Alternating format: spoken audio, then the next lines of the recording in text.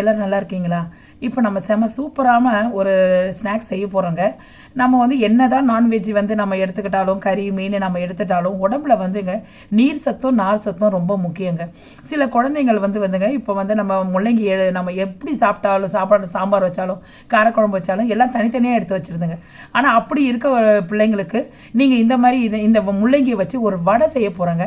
அந்த மாதிரி வடை செஞ்சு கொடுத்தீங்கன்னா பிள்ளைங்க வந்து சாப்பிடும் போது அது வந்து இது முள்ளங்கி தெரியாத அது சாப்பிட்றோம். அப்போ அது சாப்பிடும் போது நமக்கும் ஹாப்பி, பிள்ளைங்களும் ஹாப்பியாக இருக்குங்க. அதனால் வந்து இப்போது இதை எப்படி செய்ய போகிறோம், இதுக்கு என்னென்ன பொருள் தேவைப்படும்னு சொல்லிட்டு இப்போ வீடியோக்குள்ளே போய் பார்க்கலாமா? வாங்க போகலாம். இப்போ பாருங்கள், இப்போ 2 முள்ளங்கி நான் எடுத்து வச்சுருக்கிறேன். உங்களுக்கு எவ்வளோ முள்ளங்கி தேவைப்படுமோ அந்த முள்ளங்கி எடுத்துங்க. இதை மட்டும் நம்ம தோல் சீவிட்டு ஃபுல்லாக ஒரு கிரேட்டர் வச்சு நம்ம திருவி வச்சிடலாம். இது மாதிரி வந்து நம்ம இங்கே தோல் சீவிட்டு ஒரு கிரேட்டர் வச்சு நம்ம வந்து திருவி வச்சிடலாம். இப்போது திருவிட்டு உங்கள்கிட்ட நான் காட்டுறேன். இப்போ பாருங்கள், முள்ளங்கியை நல்லா திருவி வச்சுட்டோம், கிரேட்டரில் வச்சு திருவி வச்சுட்டோம். கிரேட்டரில் இப்போ திருவி வச்சதை வந்து ஒரு பவுலில் போட்டுடலாம். ஒரு மிக்சிங் பவுலில் வந்து இந்த முள்ளங்கி திருவி வச்சதை போட்டுருங்க. இதில் தேவையான ஐட்டம்ஸ் எல்லாம் வச்சுருக்கேன் பாருங்கள், கரெக்டாக பார்த்துங்க. இதை பாருங்கள், இஞ்சி கொஞ்சம் அரிஞ்சு வச்சுக்கோங்க, சின்னதாக கொஞ்சம் அரிஞ்சு வச்சுக்கோங்க. அதுக்கப்புறம் வந்து கொத்தமல்லி கொஞ்சம் அரிஞ்சு வச்சுக்கோங்க. அதுக்கப்புறம் வந்து கருவேப்பிலை கொஞ்சம் அரிஞ்சு வச்சுக்கோங்க. அதுக்கப்புறம் பச்சை மிளகா, காரத்துக்கு ஏற்ற மாதிரி பச்சை மிளகா போட்டுக்கோங்க. காரம் ரொம்ப அதிகமாக வேணும்னா கொஞ்சம் ஒரு 2 மிளகா எக்ஸ்ட்ரா போட்டுக்கோங்க.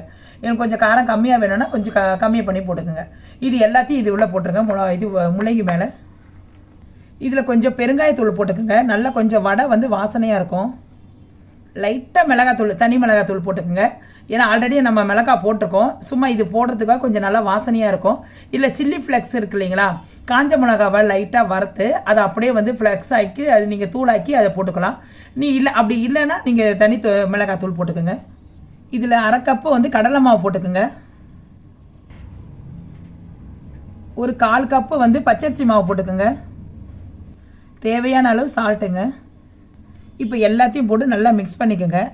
இது தண்ணி ஊற்ற தேவையில்லை, ஏன்னா ஆல்ரெடி வந்து நம்ம முள்ளங்கிலே வந்து தண்ணி இருக்குது.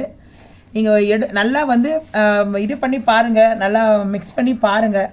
அப்படி உங்களுக்கு தண்ணி தேவைப்படுதா லைட்டாக காட்டிக்கோங்க. ஏன்னா ரொம்ப தண்ணி ஊற்றிட்டிங்கன்னா வடை ரொம்ப எண்ணெய் குடிக்குங்க. அதனால தான் உங்கள்கிட்ட நான் முதலே சொல்லிடுறேன். இது நல்லா இருக்குங்க, டேஸ்ட்டு நல்லாயிருக்கும். அடிக்கிற குளிரில் சென்னையில் பயங்கரமாக குளிர் இருக்கும் போது நல்லா சுட நல்லா இந்த வடையோட, நல்லா முள்ளங்கி வடையோட நல்லா 1 கப்பு டீயோ காஃபியோ வச்சு குடிச்சிங்கன்னா அவ்வளோ அட்டகாசமாக இருக்குங்க, வேறு லெவலாக இருக்குங்க. அதுக்கு தான் நான் சொல்கிறேன் நான். ஏன்னா இந்த நம்ம வந்து எவ்வளவோ நம்ம சாப்பிட்ருப்போம். இது வடையில் வந்து நம்ம கடலை பருப்பு வடை, எவ்வளவோ வடை, உளுத்த வடை எல்லாமே சாப்பிட்ருப்போம். ஆனால் இந்த மாதிரி வெஜிடபிள்ஸில் வந்து குழந்தைங்களுக்கோசரம் தாங்க இதை நான் செஞ்சு காட்டுறேன். குழந்தைங்க சில பிள்ளைங்க விரும்பாது இல்லைங்களா, முள்ளங்கி சாப்பிட்டா எடுத்து தனியாக எடுத்து வச்சுருவாங்க பிள்ளைங்க. அவங்களுக்கோசரம் இந்த மாதிரி செஞ்சு கொடுத்தீங்கன்னா, ஏன்னா நீர் சத்து உடம்புல வந்து நார் சத்து அதிகமாக வேணுங்க உடம்புல. அதுதான் மெயின். உடலுக்கு ரொம்ப சத்து உள்ளது நீர் சத்து, நார் சத்து. இது 2ம் வேணுங்க. டாக்டர் கூட சொல்லுவாங்க நீர் சத்து கிடையாது, நார் சத்து கிடையாது அப்படின்னு. அதனால தான் நான் வடையாக திரட்டுறேன். இப்போ பாருங்கள், ஓரளவு பரவாயில்ல. இதை பாருங்கள், கொஞ்சம் அப்படியே உருண்டை பிடிக்கிற அளவு வந்துருச்சு. கொஞ்சம் வேணும்னா கொஞ்சம் லைட்டாக மிக்ஸ் பண்ணிக்கலாங்க. இப்போ பாருங்கள், தண்ணி வேண்டாங்க, ஏன்னா வந்து ஆல்ரெடி வந்து தண்ணியாக தான் இருக்குது மாவு. இந்த நேரத்தில் வந்து ஒரு 2 டீஸ்பூன் வந்துங்க கடலைப்பருப்பு வந்து ஒரு 20 நிமிஷத்துக்கு முன்னாடியே ஊற வச்சுருக்காங்க. ஊற வச்சதை அதில் அப்படியே போட்டுடலாம். இப்போ பாருங்கள், நல்லா பிசைஞ்சிட்டோம். நல்லா ரெடி பண்ணி நம்ம கடலைப்பருப்பெல்லாம் ரெடி பண்ணி வச்சுட்டோம். தண்ணியெல்லாம் தேவையில்லைங்க. நேரம் ஆக வந்து அந்த முள்ளங்கியில் இருக்க தண்ணியே வந்து ரெடி ஆகிடுங்க, கரெக்டாக இருக்குங்க. இது அப்படியே வந்து ஒரு உருண்டையாக வந்து நம்ம இப்படி உருட்டி வச்சுக்கலாங்க. ஒரு தட்டில் போட்டு உருட்டி வச்சுக்கலாம். இப்போ பாருங்கள், இதை பாருங்கள், இந்த மாதிரி எடுத்துக்கிட்டு எதுக்கு நான் சொல்கிறேன்னா, நம்ம எண்ணெயில் போடும்போது அப்படியே இந்த கையில் வச்சு அப்படியே ஒரு ப்ரெஸ் இப்படி ப்ரெஸ் பண்ணனா அப்படியே நம்ம போட்டுடலாங்க. நம்ம ஒன்றா எடுத்து போடுறத விட ஒரு வடை கறிக்கிடும், ஒரு வடை வேகாதுங்க. அதனால் வந்து நம்ம எல்லாத்தையும் உருண்டை பிடிச்சி வச்சுக்கலாங்க. இப்போ பாருங்கள், உருண்டை பிடிச்சி ரெடியாக பண்ணி வச்சுருக்குறோம் நம்ம.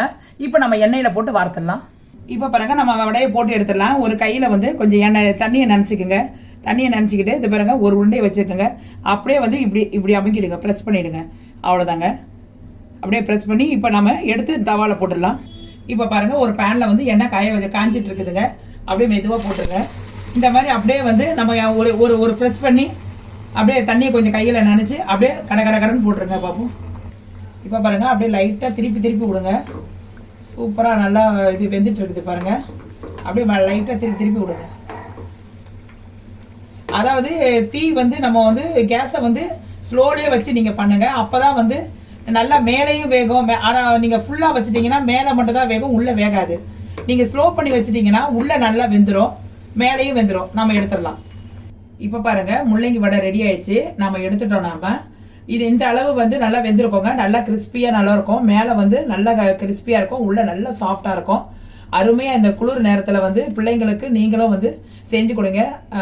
இப்போ நம்ம இதோட வந்து எல்லாத்தையும் நம்ம போட்டு எடுத்துட்டு நான் உங்கள்கிட்ட காட்டுறேன். நான் இப்போ பாருங்க செம சூப்பராக வந்து முள்ளங்கியால் நான் வடை செஞ்சுருக்குறேங்க. அருமையாக இருக்குங்க. இதில் இந்த முள்ளங்கியோடைய வாசனையே வராது பார்த்துங்களேன்.